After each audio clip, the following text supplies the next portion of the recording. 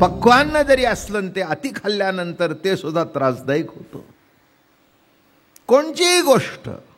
कोणतीही गोष्ट तसं ज्ञान जर मर्यादा उल्लंघन ज्ञानाने केली तर ते ज्ञान सुद्धा, म्हणून महाराज म्हणाले ज्ञानाचे शुद्धत्व जाणीजे जे आपणची उपरमा पाविजे एवं ज्ञानेची शमोये ज्ञानापासे. एवं ज्ञान मात्र असुनी हरे विशेष सामान्य पुढे ए विषयी जाऊयासे. ज्ञानाच्या ठिकाणी सामान्य आणि असामान्य काहीही नाही. इथून सामान्य असामान्य जसं एक सोन्याची लगड घेतली. चला जरा निराळ्या दृष्टिकोनातून सांगतो. सोन्याची लगडपेक्षा दृष्टांत देऊन सांगितलं तर कळेल. एक ओवी आहे. फडा पुच्छ वाकुडा वाघ तेने आकारे म्हणती नाग, नाग नवे सोनीची चांग तेवी जग हे मद्रूप. मस्त ओवी आहे. फडा पुच्छ वाकुडा वाघ, नागाचा फडा, नागाची शेपटी, नागाचा मधला वाघ, इथून तिथून सोनं आहे.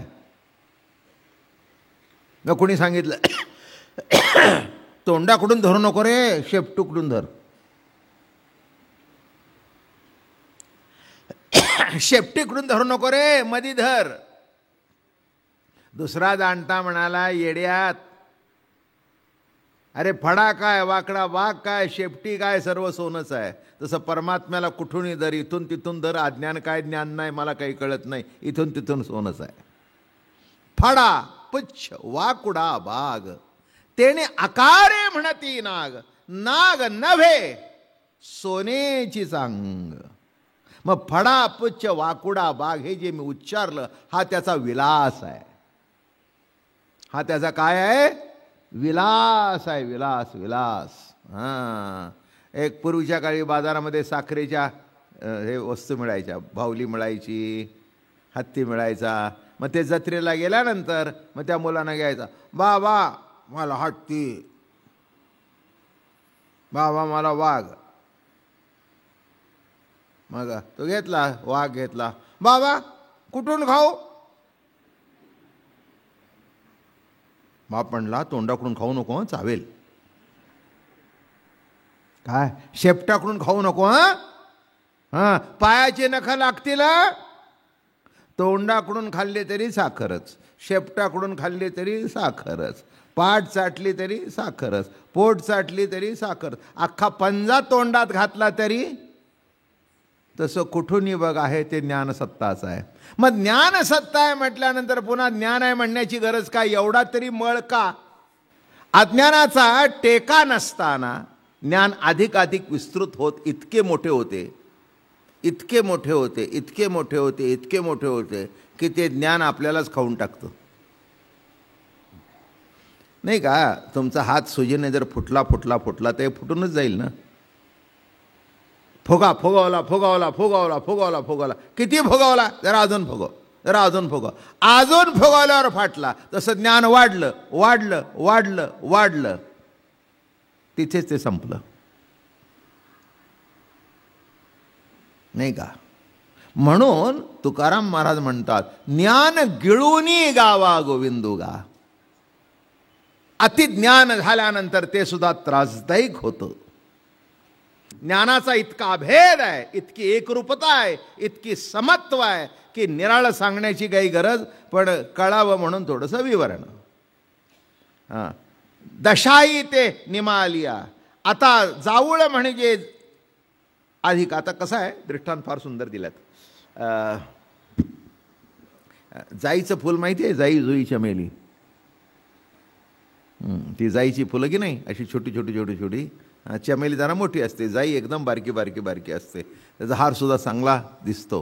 हां, आणि मग ती जाईची फुलं किंवा चमेलीची फुलं हातात घेते ना जाई, हातात घेता घेता जसं तुम्ही वास घेता ना, हां, एक सांगू, तिचं पूर्णत्व हेच तिची समाप्ती. तिचं पूर्णत्व हीच तिची समाप्ती. ते उमलल्याबरोबरच संपलं संपलं संपलं. झाडावर होतं, कळी होती, उमलली नव्हती, तिथपर्यंत पांढरी होती. बरं का? कळी घरात ठेवली तरी थोडे दिवस राहते, पण उमललेलं हाताचा जी उष्णता लागली तिथेच लाल होते. तसं लक्षात ठेवा. महाराज म्हणाले, फाकणे की सुकणे जावळाचे, जावळ म्हणजे जाईचे फूल, जाई जुईचं फूल असं हातात घेतलं की पूर्णत्व आलं की संपलं.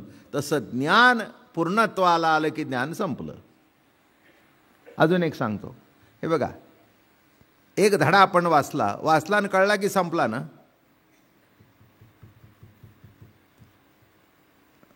गंमत सांगतो आमच्या लहानपणची.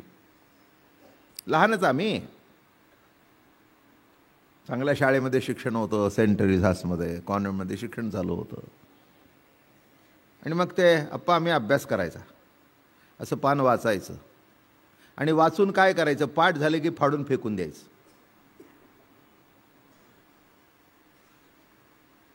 एकाने मला विचारले, फेकून का देता? आता पाठ झालं, करायचं काय उगीच आणखीन चोपडी जाड. वर्षाच्या शेवटी 1-2 पानं शिल्लक राहायची, कारण वाढून वाचून फेकून दिली. आता ठीक आहे, डोक्यात राहिलं म्हणून ठीक आहे, नाही राहिलं तर. पण अर्थ कळला का? एकदा वाचल्यानंतर संपलं. माझं म्हणणं कळलं?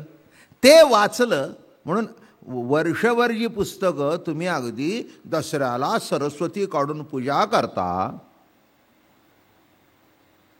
30 एप्रिलपर्यंत रद्दी म्हणून विकून टाकता. काय नाही का? अगदी सकाळचा पेपर म्हणजे काय, ओ हो हो, काय उत्सुकता असते. घरामध्ये सुद्धा आपल्या स्पर्धा असते. आमच्या घरामध्ये सुद्धा असते. पहिला पेपर माझ्या हातात येतो. आता मी I am head of the family, it's quite natural. ते म्हणले, ब्रह्म काय? त्यांनी 5 मिनटं घालवले. एवढी मी घालवत नाही, नाही तर तुम्ही उठून जाल. मी एवढा वेळ मी घालवत नाही, गप्पच. म्हणले, महाराज मगासपासून मी विचारलंय तुम्हाला ब्रह्म काय, उत्तर का देत नाही? ते म्हटले, मगासपासून मी तुला उत्तरच देतोय, तुला कळत नाही. काय उत्तर? ज्याच्याबद्दल काही सांगता येत नाही, ज्याचं मौनातून उत्तर मिळतं ते ब्रह्म. मी उत्तर देतोय, तुला कळत नाही, त्याला मी काय करू? तुला वाटतं सांगितलं म्हणजे उत्तर मिळेल. आलं का लक्षात? तुला काय वाटतं सांगितलं म्हणे उत्तर मिळेल. काही काही गोष्टी आपण समजून घ्यायच्या असतात. काय, कोपऱ्यातला एक चांगला सुंदर फ्लॉवर पॉट होता, 700-800 रुपयाचा होता. घरात आल्यानंतर त्या मालकाने बघितलं, फुटलं होतं. त्यांनी बघितलं, काय गे एवढा महागाईचा आणलेला, मी फॉरेनहून आणलेला, एवढा सुंदर, कोणी फोडला?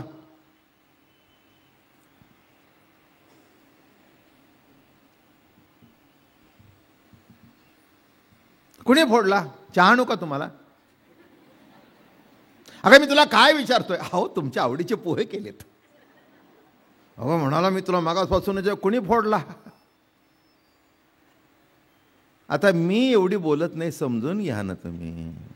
तोंडानेच कशाला सांगायला पाहिजे? आपल्या घरात फोडणारा एकच आहे, तुमची आवृत्ती. तसा जीव हा परमात्म्याचीच आवृत्ती आहे, आणखीन काय सांगायची गरज आहे?